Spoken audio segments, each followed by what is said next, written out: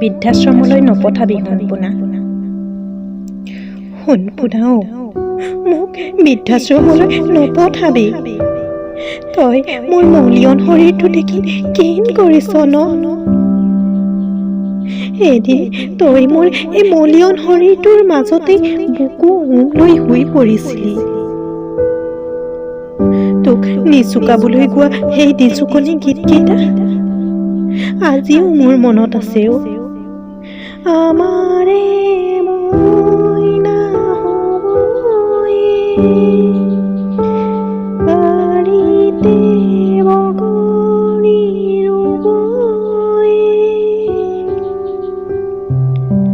আজিও মনত আছে সৰুতে তই মোক এপলক নেদেখিলে মা মা কৈ মাতি কিমান যে কান্দিছিলি।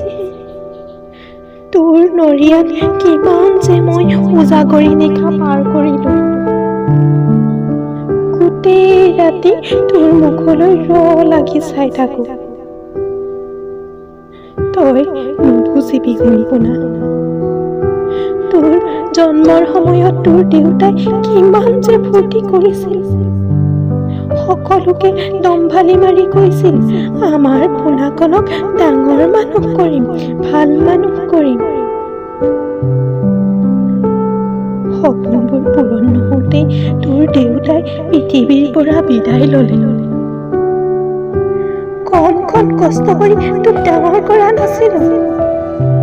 আজি তোৰ দেউতাৰে বাবাৰ দৰে ডাঙৰ মানুহ হ'লি। কিন্তু ভাল মানুহ হ'ব নিশিকিলি অ' বোপাই। সোণপোনা, মোৰ মলিয়ন শৰীৰটোৱে তোৰ ঘৰখন লেতেৰা কৰে যদি পদূলি মুখতে সৰুকৈ চুপৰি এটা সাজি দিবি। মন গ'লেই তোক এপলক চাব পাৰিম। তই ভাবিছ তই আজি বৰ ডাঙৰ মানুহ হ'লি। কিন্তু মোৰ মনত তই আজিও সেই সৰু সোণপোনাটোৱে হৈ আছ। তোক এৰি যোৱাৰ কথা ভাবিলে মোৰ বুকুখন বৰকৈ বিষাইছে। তইতো আজিকালি নাতি পোনাটোৰ লগতো খেলিব নিদিয়া হলি। তাক মোৰ পৰা আঁতৰাই নিলে মোৰ বুকুখনে হাহাকাৰ কৰি উঠে।